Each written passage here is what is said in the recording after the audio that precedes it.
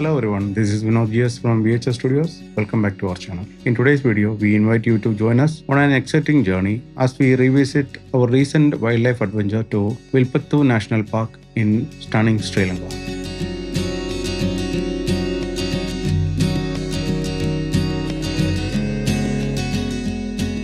Hi everyone, we are on another trip in Sri Lanka today, and we have our guide with us. His name is Amila. Meet Mr. Amila. Welcome to our show. Thank you, Hans. Thanks for joining me. Okay.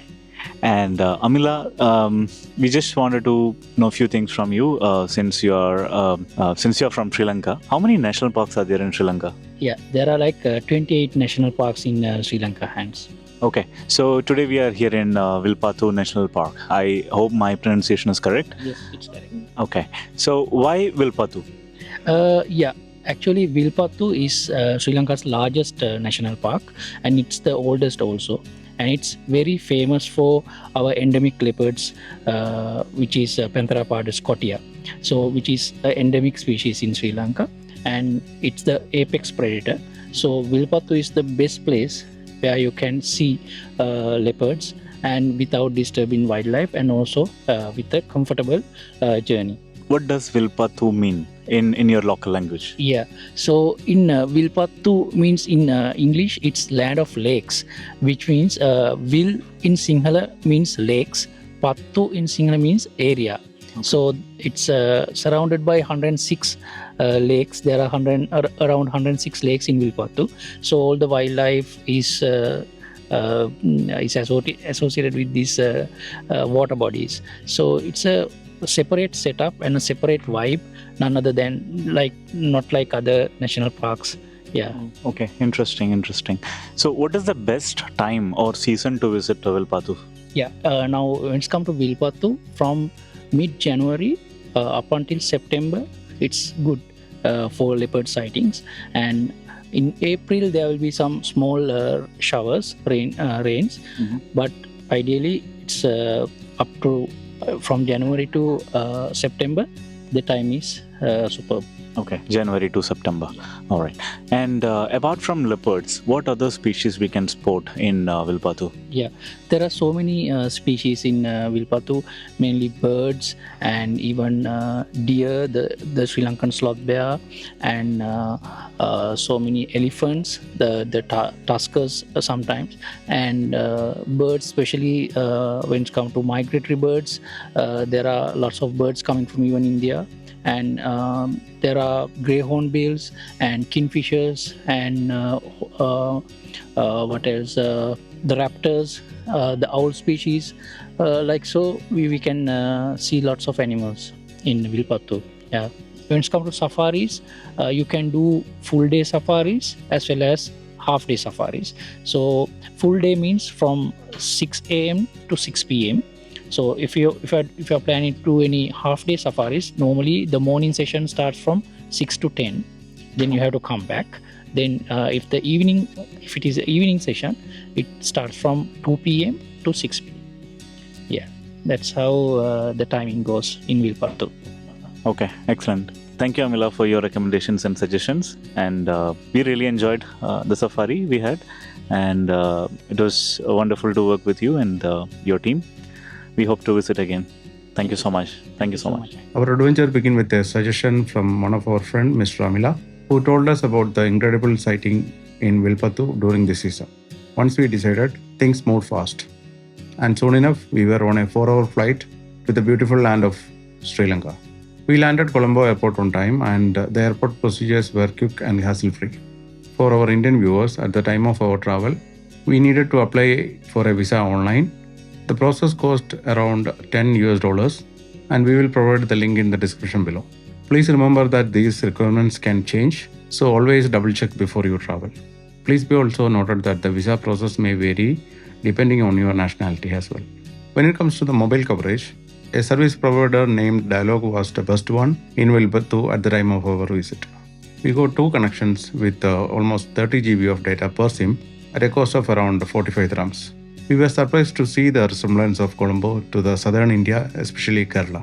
From the airport, it took 3 to 3.5 hour journey by road to reach Wilpattu, which is in the north central region of Sri Lanka. It is advisable to have a translator device or a translator app, as most of the locals speak only Sinhala. After a scenic 3.5 hours of journey by road, we finally reached Wilpattu Treehouse Resort, our home for the entire trip. When we initially heard about the term treehouse, we imagined a rustic treehouse on a tree with a rope ladder and all. But in reality, these tree houses were a 3-storied structure with a common living room and 2 separate bedrooms on each floor, complete with attached bathrooms.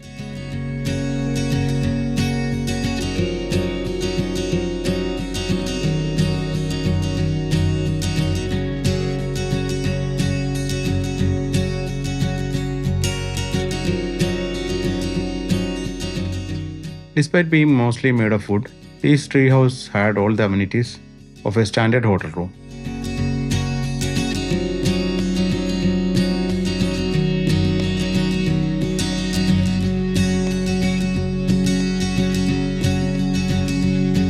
And the view from the balcony was simply beautiful.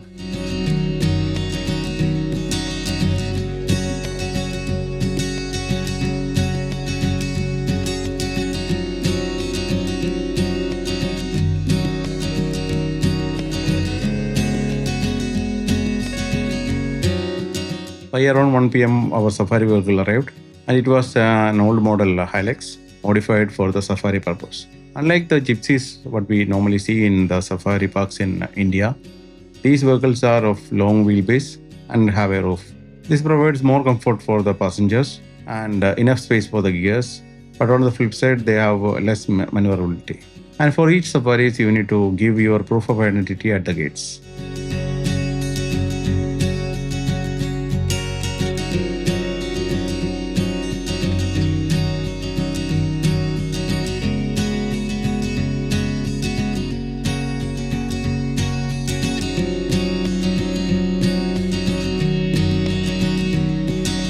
As with any safari, sighting depends on the skill and experience of the driver and the guide.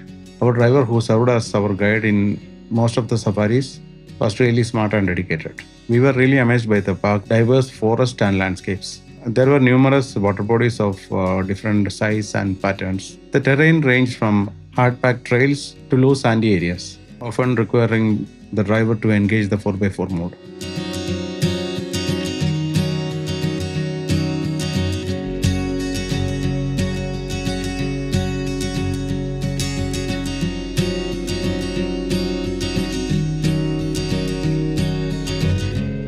Wilpattu is the largest national park in Sri Lanka, which means the animal density is lower compared to the other parks. And on the flip side, it's less crowded. One thing to highlight is the cooperative spirit of the drivers, which ensures everyone get equal opportunities for the sighting and photography. We had amazing sightings throughout the trip, and the park's diversity of species never let us down. We were lucky enough to have many close encounters with the alpha male Sri Lankan leopard, which is named as Neluma in their local language. Sri Lankan leopards are the apex predators in this forest, and the encounters with the Neluma was really unforgettable.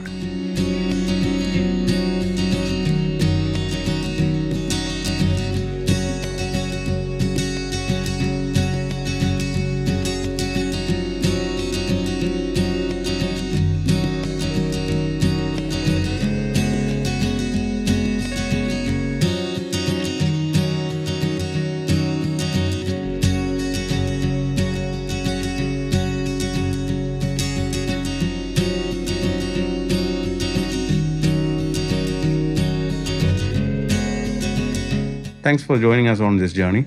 If you like this video, please like, share and subscribe to our channel. And don't forget to hit the bell button to get notified of our future adventures. Thank you and see you next time.